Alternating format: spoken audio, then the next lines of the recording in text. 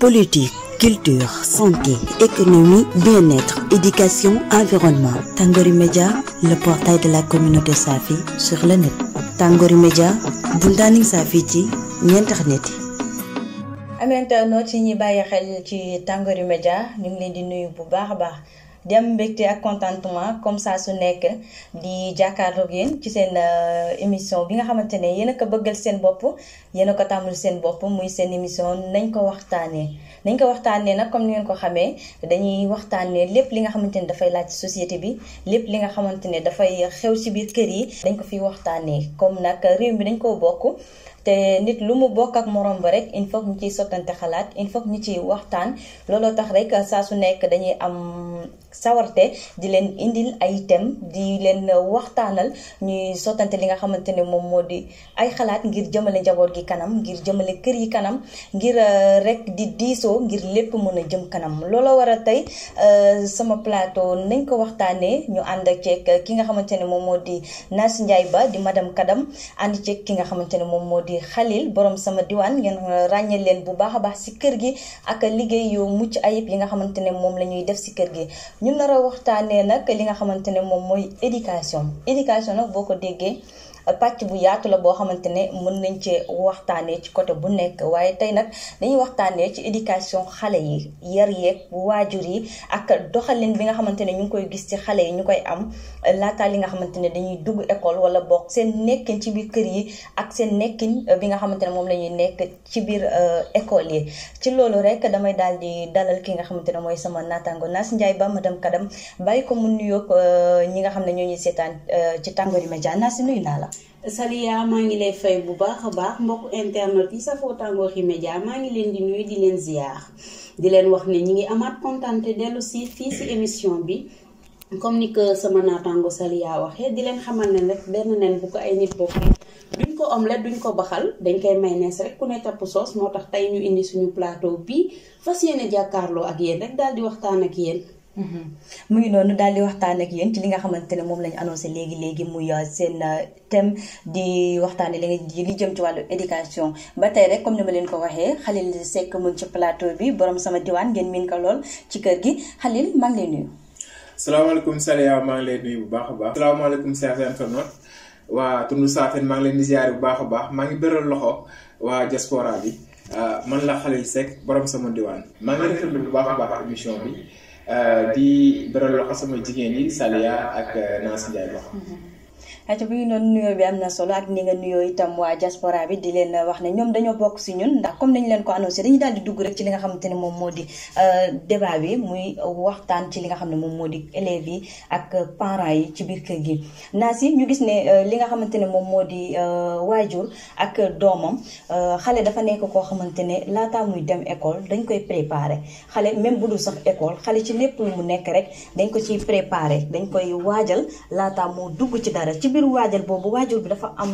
pàcc bu rëy boo xamante ne rôle bu rëy maanaam boo xamante ne moom lay joué ci xale bi mais xale doo ko jur rek ba pare bàyyi ko muy defee lu ko neex wala nga di ko xool naan xale la te doo ko jubanti te mag ñi dañuy faral di wax naan que ne bant bu tooy dañ koy jubanti ca tooy tooy ba sinon su màggee rek dafay xaw a naqari jubanti kon donc ñu waxtaanee loolu lan mooy dëgg-dëgg taxawaayu waajur ci xale bi nga xamante ne mu ngi koy yor si biir kër gi. Effectivement merci Saliya pour question bi déjà damay firndeel li nga wax ni que xale dafa soxla encadrement soxla ku ko gunge soxla ku ko assister te Saliya benn point boo xamante ne dañ koy négliger tuuti foofu laa bëgg a tibbee. Saliya est-ce que xam nga ne éducation xale avant muy dem école déjà ni ngay préparer sa doom pour mu mën a dem école déjà li ñuy gën a néewal importance mooy ne que xale déjà ndekki suba teel Saliya. benn point ba nga xamante ne dañ koy négliger te dafa am importance ci croissance su xale xëy suba teel nga sang ko solal ko bootal ko saaga mu dem jàngi te dara duggul ci biiram bu demee école xale lu maître bi di wax wala maîtresse bi du ko mën a dégg day xiif donc sa doom bu xëyee avant tout sang ko préparer ko mais nag avant loolu dañuy dellu tuuti ci veille ba parce que xale bu war a dugg 8 heures nga yee ko 7 heures ma 6 heures te ba muy nelaw 23 heures reeragul Saliya boobu xale ngeen baal ma si kàddu gi du muus sa doom bu waree jàngi au plus tard 8 heures na fekk mu reer nga jàngal ko les bonnes habitudes mu brosse ay bëñam tëdd nelaw fu heure yeewu jotee dana yeewu en pleine forme mu yeewu nga assister sa doom parce que lu am importance la nga assister ko sang ko le plus important encore nga defaral ko mu ndékki à la maison Saliya man je suis contre parents yi nga xamante ne seen doom école lay ndékkee wala balaa muy dem classe dara du nekk ci biiram comprendre nga balaa muy dem classe dara du nekk ci biiram partout boobu dinañ fa ñëw naa si mais danga wax lu am solo ci sa biir yi wax maanaam ñuy assister li nga xamante ne moom moo di xale yi te ci biir assister boobu noonu laataa xale bi di yeewu ba nga koy defaral ndékki dafa am journée bi benn calendrier boo xamante ne en tant que parent war nga ko mën a tëralal sa doom nga xam heure yi nga xamante ne ci la war a jàng heure yi nga xam ne ci la war a foo heure yi nga xamante ne ci la war a ci nga war a mën a am temps ak yow parce que parents yu bari amuñu temps ak seeni ay doom ci nga war a mën a am temps def li nga xam ne moom moo di communication di waxtaan ak sa doom en plus nga wax loo xamante ne lu am solo la mooy ñuy veiller ci xale yi te parents yi léegi amatuñu ñu ci bari ak ñi ñu ko sañ a wax amatuñu temps di veiller ci seeni ay doom. Effectivement man je pense que tu me rejoins parce que su ma nee nga assister sa doom préparer ko mu teel a tëdd teel a yeewu teel a ndékki loolu yëpp si assistance la si le fait que nga couver xale bi ci loolu la bokk comprendre nga déjà le matin couver nga sa doom defaral ko mu ndékki gunge ko Saliya gunge ko école parce que je pense que oto lu mu xat-xat mais nul ma sama yaay xaj na ci loo occupé même bu fekkee tu dois aller au boulot à 7 heures du matin arrange-toi pour amener ton enfant à l'école avant cette heure-là parce que daf si am solo sa yaay gunge la xamal la ne maa ngi lay yóbbu école pour nga jàng boo jàngee nga jox ko exemple yu baax yi di nga mën a ndiru diw boo demee lu maître bi di wax nga def ko sa bopp gunge ko ba ca biir classe ba teg ko loolu xale bi day am jom te gunge boobu ngay wax sax li tax ñu war koo def ci biir gunge boobu xam nga léegi école violence yi nga xam ne day dal xale yi mu ngi leen di dalee ci yoonu école yi ay nit ña nga xamante ne gaare nañu seen oto ne yéegal ma yóbbaale la ay nit ñi nga xamante ne fekk nañu xale di dox ne yéegal ma yóbbaale yooyu ay xeetu violence yi nga xamante ne xale mën na ko dund ci diggante bi muy jógee këram ak dugg ci école ba kon gunge boobu ngay wax muy nekk lu am solo dinañ fa ñëwaat léegi xale ñu gis ne li nga xamante ne moom la naa si junj léegi nii muy li nga xam ne moom mooy assistance boobu noonu kër ñu gis ne dafa am papa am yaay ci biir kër gi ku ci nekk da nga war a mën a veiller ci sa éducation doom xam sa doom emploi du temps xam sa doom bu baax moom mooy kan quoi xam ay góom xam buy énervé nga xam ne ki dafa énervé bu nekkee ci mbégte nga xam ne dafa nekk ci mbégte mais loolu yëpp li koy waral mooy parents yi mën a jege doom yi te loolu dañoo gis ne léegi dafa commencé raal yow lan ngay wax ci loolu. bon soxna Sali yi nga wax rafet na lool soxna naa si maa ngi rafetlu kàddu yi macha allah fi nga daanale foofu laay yëkkatee. parce que dafa fekk ne éducation avant tout base bi la boo xasee am éducation de base am na lu bari loo xam ne itam maanaam doo ko manqué mu njëkkee ci lan maanaam ku góor ki na muy labatee ba na muy amee jabar booy tànnal sa bopp jabar da ngay tànnal jabar yoo xam ne maanaam am na éducation de base moo ko mën a inculquer say doom parce que étant père de famille boo yeewoo maanaam d'habitude li ñuy gis mère de famille ñooy toog ci kër yi ñoom ñooy xool xale yi di leen saytu bu baax a baax ñun góor lu ñu xam mooy que ne dañuy xëy rek dem uti. parce que daw dépense parce que loolu moo ñu war daw uti. mais ak temps bi nu mu xat assistance daf cee war. ku nekk da nga war assister say njaboot. xool li mu bëgg xool ci li mu nekk. xool fréquentation bi fréquentation dafa am solo. fréquentation surtout jamono bu ñu nekkee dafa am solo telle sorte que. même bu fekkee na ngay am 30 minutes nga toog ak sa njaboot. réunir leen waxtaan ak ñoom góor ñi nga séparé leen jigéen ñi nga séparé leen même bu fekkee ne sax mënoo waxtaan ak yenn ñi ak jigéen ñi mais da ngay am benn accrochage ak ñoom de telle sorte que loo xam ne sax waroon nañ ko mën a wax seen yaay buñ ko mënul wax seen yaay ñu wax la ko en tant que góor yaay pap yaay seen pap nañ bàyyi loolu accrochage boobu nga wax doguma la mais moom mooy tax xale bi ñeme la ba lu mu soxla ouverture voilà balaa moo dem di ko wax jàmbur ci àll ba dina ñëw ne la papa li laa bëgg loolu dafa am parce que dafa am parents yoo xam ne maanaam dañuy nekk gendarme bu ñu génnee nag maanaam papa ñëpp lay doon. loolu la ñu war a veiller ci loolu. étant père de famille say doom taf leen ci sa bopp. yow yaay seen sécurité avant tout bu ñu xasee am sécurité ci yow wéeruwaay ci yow bu ñu génnee itam. maanaam kenn du leen mën a yàq wala boo leen détourné itam du yomb. parce que éducation ci kër gi la. base bi ci kër gi la lépp ci kër gi la. nañu delloowaat ci kër gi étant père de famille toog. guddi nii portable boo yàq lépp. ku nekk da ngay toog ci sa coin di connecté wu. sa doom lu muy bind ci message doo ko xam lu muy envoyé ci vidéo doo ko xam. maanaam éducation foofu la commencé di yàqu. sécurité foofu la commencé di dañ. kenn walatul kenn.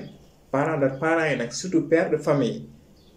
warul nekk leen daw dépense kese mooy seen responsable seen doom nañ leen assister di leen surveiller. nekkul surveiller pour surveiller day surveiller pour xool. ci tànk yi muy dox. muy noonu mu wax lu am solo que ne parents yi père de famille yi nekkul rek ne dem daw uti dépense moom moo leen war ci xale yi mais dafay baax comme ni yaay ji naasi ni yaay ji di toggee ci biir kër gi di xool xale yi noonu la parent bi ku góor gi aussi tamit war a mën a toggee ci biir kër gi di nemmeeku itam xale yi parce que bëri na ci parents yoo xamante ne am na ñoo xamante ne bu ñu gisee seen doom balaa ñu kaa gisaat yàlla xam ndax bu ñu ñëwee fekk nañ xale yi tëdd bu ñuy xëy fekk xale yi yeewooguñu de telle sorte que xale yi yaay ji la ñuy gën a miin papa ji te loolu nekkul loo xamante ne lu normal la bu ñu nee éducation parents yi ñoo ciy jàpp d'abord te bu ñu nee parent papa ak yaay la ñu wax te ci biir papa ak yaay boobu noonu dañuy dugg rek fi nga taxawee woon sànq muy assistance bi nga doon wax ci assistance boobu noonu dafay dem ba yow nga mën a xam sa doom matière yi nga xamante ne da koy def école matière yi nga xamante ne moom lay jàng heure bi nga xamante ne moom lay wàcc waaye léegi parents yu bari ñoom pour ñoom bu ñu jëlee seen doom yi école ubbi na dem nañu école ñoom soulagé wu nañ ci benn côté ndax xale bi jàngi na buñ ko gisee xale bi wàcc na xamuñu lan la xale bi jàng xamuñu lan la xale bi jànkoonte diggante yoon beeg école xamuñu fréquentation xale bi mu nekk loo xamante ne responsabilité boo xam ne parents yi am nañ ko. bon Saliya loolu dama la ciy fekk si parce que da ngay dégg yenn yaay ya nga xamante ne bu école ubbee dañ naan alhamdulilah école ubbi na sax ndax ñu bañ a yendooti ci kër gi xam nga loolu. weesuwul fuite de responsabilité qu'on se dise les choses telles qu'elles sont. parce que da ngay gis benn parent d'élève d'accord naa ne ñëpp jànguñu. parce que parfois prétexte bi ñu lay indil wala alibi bi dañ naan man jànguma kat xaw ma dara ci école. mais xaw ma dara kër ga. wala koñ ba am nga fa koo xam ne jàng na bu fekkante ne mënoo lire emploi du temps nga laaj sa doom emploi du temps nga ñëw si tonton Khalil wala tata Saliya nga ne man de bëggoon naa nga xoolal ma sama doom emploi du temps mu jàngal la ko ne la telle heure lay wàcc jour nangam lii ak lii la ca am ak lu am solo parents yi di doxantu ci école am na parents d'élèves yoo xam ne prof yi dañ koy kaas début d'année ba fin d'année doo leen gis du ñu yóbbu seen doom école jëli bulletin bu ñu gisee beneen parent di jëli bulletin ñu ne jëlaaleel ma sama bulletin doom du ñu dem xool seen maître yi du ñu dem xool laaj surveillant ma ndax sama doom mi ngi ñëw heure wala lii wala lee donc Saliya tey dañoo nekk ci benn thème ba nga xamante ne lañ ca mën a wax instant yi bari na liñ ci mën a wax bari na mais parents yi encore damay lancer benn message nañuy gën a di assister xale yi di nemmeeku xale yi la ñuy def école mais aussi di leen assister ci biir kër yi comme ni nga ko waxee parce que bu fekkee sama doom dafa dem jàngi ba wàcc diggante pause bi muy am ba war a gontuwaat ngoon bu tegee saagam acca dem na ca mbedd ma foo ba yaramam tàng mu ñëw ceeb bi mu am si ñaari kudu ñetti kudu mu gàdduwaat saagam dem jàng Saliya Khalil kooku bu gontoo lu muy jàng lan lañ koy jàngal ba mu dugg si biir boppam donc nañu gën a indiwaat xel yi nañ delloo si waat xel yi jàppalewaat xale yi si biir jàppalewaat xale yi mais li nga wax noonu dama yaakaar ne moment bi ñu nekk parents yi war nañoo am idée parce que lépp loo gis yaa koy programmer ci sa biir kër parents yi war nañoo mën a am idée di créer xale yi benn programme boo xamante voilà cadre de vie boo xamante ne xale yi dañ koy adopté tey jii nii bu fekkente ne ut nga ay jouet xam nga xale bi li mu bëgg soit babi la bëgg soit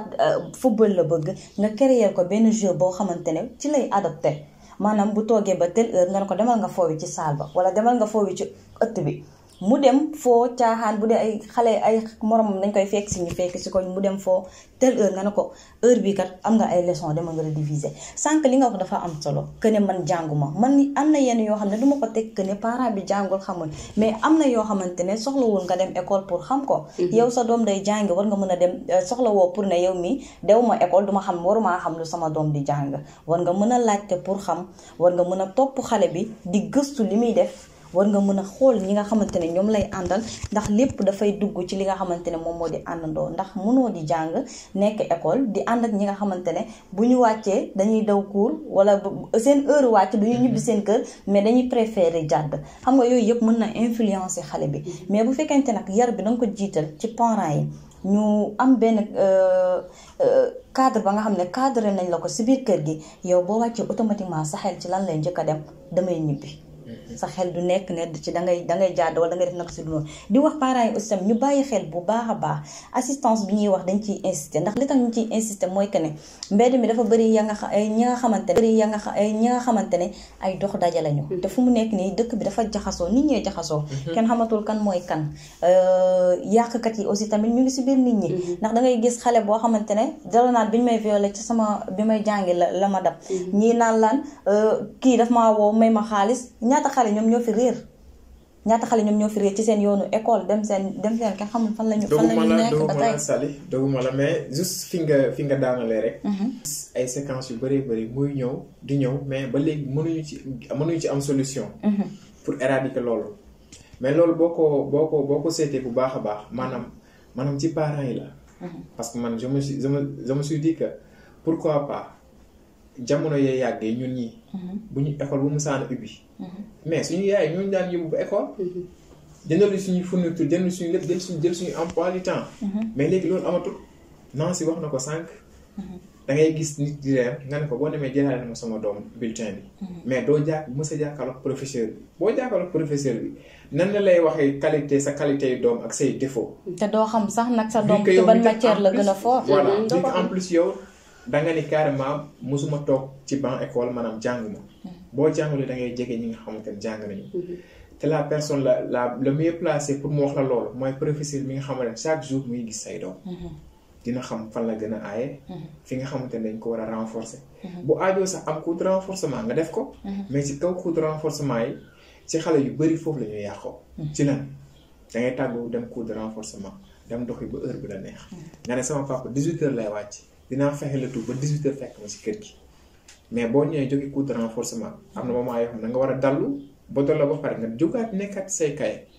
mais parents yi loolu dañ dul même bi ci kër gi des fois da nga nekk ci kër yi nga gis lu bëri mais doo mën a wax lu bëri parce que des fois am ñoo xam ne duñ la permettre yenn yi nga koy eggee ci seen doom te yarum xale waa kër gi yëpp la concerné bul ne sama doom la boo bëggee mu am éducation de base ñëpp naw ko da ngay naan waa kër gi xale baa ngi noonu valeur boo leen gis ci moom valeur bu baax boo leen yaakaar mën ngeen ko inculquer jox leen ko loolu leen gis ci moom loo xam ne lu safaanoon la dindi leen ko même su ma fa nekkul dindi leen ko bu leen ma kalaame bu leen ma xaar bu leen ma kalaame mais nit ñi léegi dañoo bëgg seen doom naf seen doom ba des fois sax danga koy bëgg dindi ci lenn dañuy foog ne doo ñeme sax loolu la ñuy wax sama doom daf ko siis daf ko xool daf ko teg bët concurrence bi nag moo gën a bëri concurrence yi biir kër yi nit ñi dañuy wujjante ak seeni doom damay jël sama doom teg ci doomu Nancy pour lan Nancy doomam bi am na iPhone damay décarcassé wu ma jënd iPhone waru courant nekk fii sama yoon nekku ci yeneen dépense yi ma war cee nekk sama yoon nekku l'essentiel man sama objectif mooy que ne doomu Nancy du mës a kawe wala du mës a sut sama doom mais adduna bi du loolu lépp éducation la nànk la rek ba affaire bi yem mais ne bul ne sama doom maanaam lu ma gis ci doomu baam forcément dama ko war a gis sama doom étape la ku tëb étape rek que mu ne loolu dina la rattrapé waat àddina noonu la rek àddina noonu la te éducation bi ndànk par ndànk lañ koy defee rek te ñëpp a ci jàpp bam sotti ba tey rek di leen fàttali yéen a ngi ci seen biir émission nañ ko waxtaanee comme ni ma leen ko waxee lépp la ñuy waxtaanee laal société bi laal yi ci biir kër yi comme penc bi dañ ko bokk kon donc lépp la ñuy waxtaanee Khalil danga wax lu am solo sànq muy éducation bi nga xamante ne ñëpp a ciy jàpp ba ci professeur bi nga xam ne moom mooy jàngal xale bi dafay bëgg parent bi di yaayam di ñëw di nemmeeku doomam di xam nan la toogee ci biir classe bi di xam ndax mu ngi jàng ndax mu ngi concentré wu li tax ñuy bëgg loolu naa si boo doxantoo ci école yi da ngay gis ne professeur yu bari ñu wax ko ak ñu bañ koo wax dinañ xool xale xam ne xale bii ni bëgg na jàng xale bii nii mën na jàng mais au fond dinañ xam ne y a quelque chose boo xamante ne moo koy travail ba mu tere ko concentré wu léegi de ce fait yow mënoo tëb dem kër xale bi mënoo tëb am na ñoo xam ne boo leen laajee duñ la wax am na ñoo xam ne mën nañ la wax mais dafay soxla parfois ni fa parent bi di jaabantee dina ko mën a questionner laaj ko xale bi nan ngeen dëkkee est-ce que mu ngi dëkk ak parent wam est-ce que boog yéen a ngi koy jox lépp lu mu soxla parce que nii lay comporté woo condition de vie bi mu ngi noonu parce que nii lay comporté woo nii lay comporté woo te loolu yëpp li koy indi mooy que ne parfois parents yi dañuy négliger benn affaire muy coow yu sew yi nga xam ne day am ci biir kër yi coow mën na nekk coow papa ak yaay mën na nekk coow bàjjen ak yaay mën na nekk coow maam ak gorom nekk coow ya nga xamante ne dafay travailler xale bi de telle sorte que parce que loo xamante ne yow yaa ngi dem sa kër xarit yi gis leen ñu nekk si jàmm di kaf di foo di ree nga ñëw seen kër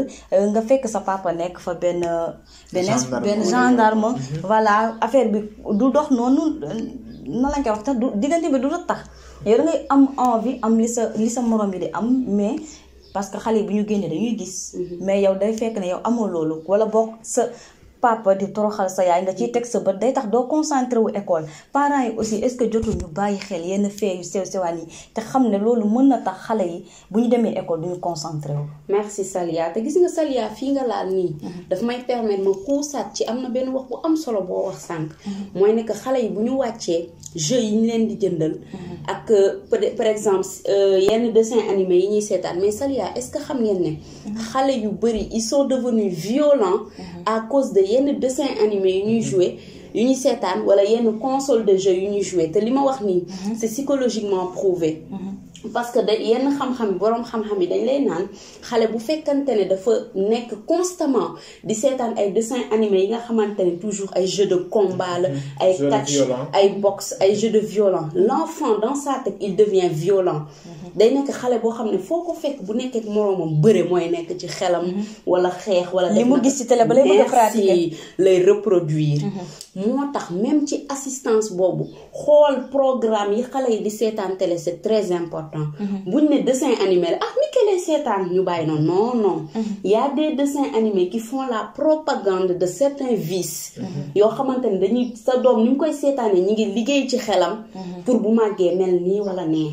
wala yenn jeux yi yoo xamante ne day pervertir xale bi te pourtant dessin animé la mais attention à qui dessin animé donc loolu c'était juste un point boo xamante ne dama ci bëggoon wax ak aussi jeux yi ñuy jëndal xale yi jeux yi boo koy jëndal xale dee ko xool parce que c'est très important donc ma ñëw toujours aussi ci plan psychologique u xale bi parce que bu fekkante ne tey jii ñaari xale yu bokk kër yoo xam ne bokkuñu kër par exemple yow yaa ngi dëkk kër A beneen xale bi mi ngi dëkk kër B gone gi dëkk kër A chaque jour parent wam yi ñi ngi xuloo di xeex wala yaayam nekk ci kër gi di xuloog ay njëkkeem ak ay gorom di xeex xam nga loolu psychologiquement day jàpp xale yi am na xale yoo xamante ne loolu noonu daf leen di rebeller maanaam dañuy nekk xale yu violent wala yu ñàkk kersa nga wax ak ñoom sax ñu mer xam nga xale yu indiscipliné beneen effet bi muy def ci beneen xale mooy nekk day xale bu renfermé wu xale bi du ubbeeku noo tudd danaan patt wala bu toogee ci mbooloo bu yeneen xale yi di foofu moom mi ngi isolé wu fële toog parce que am na naqar seen kër bari na violence xale la munu ko régler day toog réservé wu beneen effet bi muy def ci xale ba day rebelle wu day sadique day sañ parce que loolu yëpp environnement wam ñoo koy def si moom beneen xale bi nga xamante ne këram papam ak yaayam ñi ngi dund ci mbëggeel papam ak waa kër ga ñi ngi dund ci mbëggeel parce que c'est très important gis nga parfois da ngay gis ñun africains ñuy naan non gis nga tubaab yi dañoo ñàkk fayda parce que dañuy toog ak seen xale yi ñuy kottan mais pourtant loolu dañ koy xeeb mais c'est très important xale bu toog gis papam ak yaayam bëggante gis papam ak waa kër gi bëggante dans l'amour le respect nga fekk sa soxna toog xam nga nuyu ko avec respect ah di def ak moom à son égard des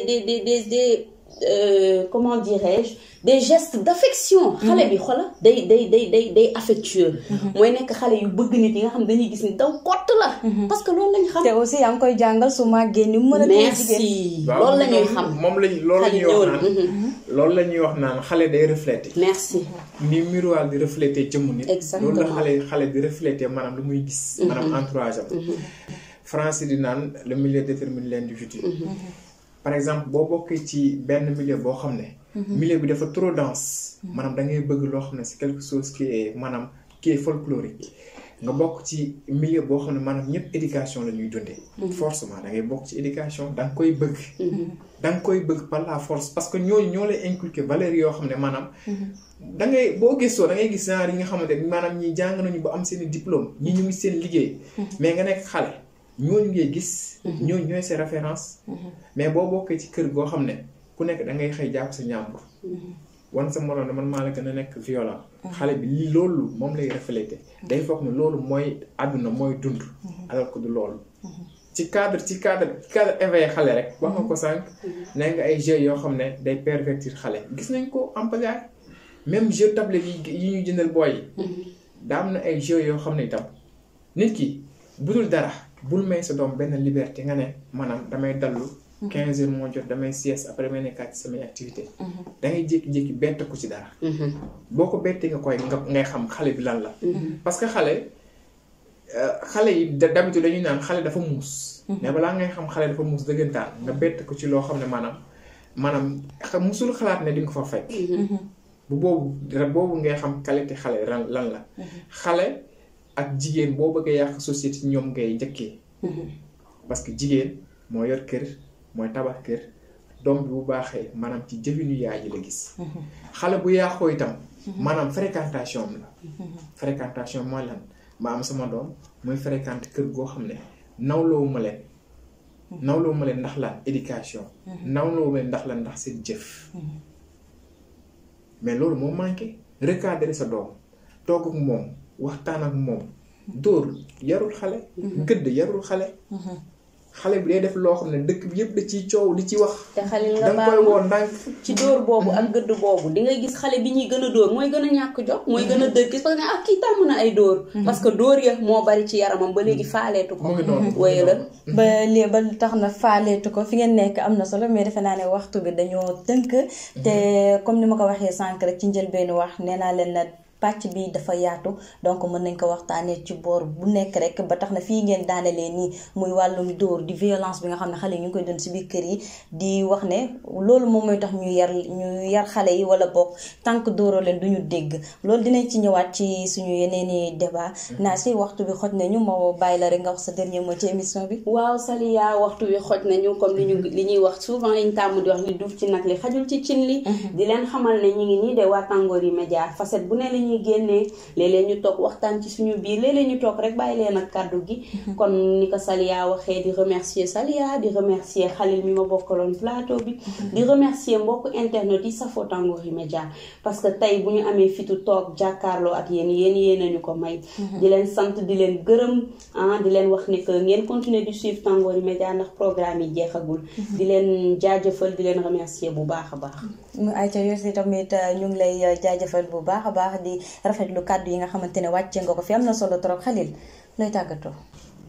soxna Sali maa ngi lay ziare bu baax a baax. ak soxna Naasi maa ngi lay di ziare bu baax a baax kàddu yi am na solo macha allah ñu ngi koy rafetlu bu baax a baax ak xanaa di ci lancer benn message rek mbokk jigéen ñi maanaam ñi nga xamante ñoo nekk ci kër yi. di gën a gëstu xale yi bu baax a baax.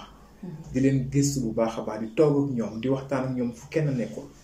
jékki-jékki woo sa doom ndànk dugal ko ci ruux waxtaan ak moom dugal moom ci àddina moment yooyu nga mën a am ci moom lu bëree bëri ba moom bu amoon lu ko metti sax dina la ko mën a wax sans pour autant mu yëg ko te di nga ko mën a faj sans pour autant ñeneen ñi yëg ko itam lépp ci sutura la parce que kër gi dafa yaatu macha allah foofu laay nderkeppee sama kàddu di rafetlu initiative bi di remercier ñëpp Tàngoori Média mu ngi nii le portail de la communauté Safi sur le net mu ngi noonu ñu ngi lay jaajëfal yow itam bu baax a baax di rafetlu kàddu yi nga xamante ne yëkkati nga ko fi chaque jour rek mbégte lay doon am leen ci plateau bi comme ni ma leen ko waxee miin ngeen seen kanam ci kanamu écran bi mbégte la woon tey ñu waxtaanee li nga xam ne moom moo nekk éducation si biir kër yi jaarale ko ci parents yi par rapport ak ni ñuy dundee ak xale yi ci biir kër yi di leen wax rek yokk leen di bàyyi xel di vigilant ci xale yi ndax nag yar du doy surtout boo yoree xale xale bàyyi xel ci moom xale yi léegi dañoo gaaw a màgg fi nga leen di gisee nga yaakaar ne ñu ngi nii nekk xale bu ñuy màgg sax doo ko yëg ba tax na li lay may loolu bañ laa bett mooy saa su nekk rek ngeen di bàyyi xel ci màggu xale yi waaye di bàyyi xel ci jëfu xale yi di bàyyi xel ci seen i dugg ak seen i génn waaye di bàyyi xel surtout ci seen i ay humeur ndax xale tout le temps mën na mel nu ko neex waaye lépp loo gis mu mel ko rek am na lu ko waral te yow mi nga xamante ne yow yaay waajuram yow yaa ko ci mën a génne kon bu ñu nee xale rek weesoogul fu ñu koy yaree sëgëm sax ñenn ci mag ñi sax weesoogul fu ñu leen di yaree asamaana xale bi nga xamante ne yow yaa ko jur mu nekk ci sa responsabilité dafa métti fii xale bu baaxee rek dañ naan ñëpp a ko jur mais bu bonee rek kenn lañ koy jagleel kon donc ñu jàpp ci yaru xale yi bu baax a baax te xam ne yar bi nga xam ne ñu ngi ko yar xale yi si biir kër yi dina jàppale professeur yi ci école bi ndax li nga xam ne moom la xale bi di wane si biir kër gi bu demee ci école ba professeur bi dafay sawar ngir jàngal ko ndax day xam ne kii am na benn éducation de base loo dugal ci moom day dugg te itam day gaaw a capté te dafay nekk xale ba nga xamante ne professeur bi day mottali ci moom rek mais am na li nga xamante ne parents yi jiital nañ ko ci ba pare comme niñ leen ko waxee mënuñoo wax lépp waaye émission bi seen émission la dinañ ci dikkaat ci beneen pàcc incha allahu rabbi di leen jox dig daje ba beneen yoon waaye wéy leen di abonné ci suñu site Tangori Média ak suñu ay plateforme di leen wax yeneen émission yu am solo dinañ ñëw abonné leen te partagé tey commenté ndax lépp lu ñu def rek dañ ciy soxla avis askan bi comme yéen lañ fi toogal di leen jaajëfal te di leen jox dig daje ba beneen yoon incha allah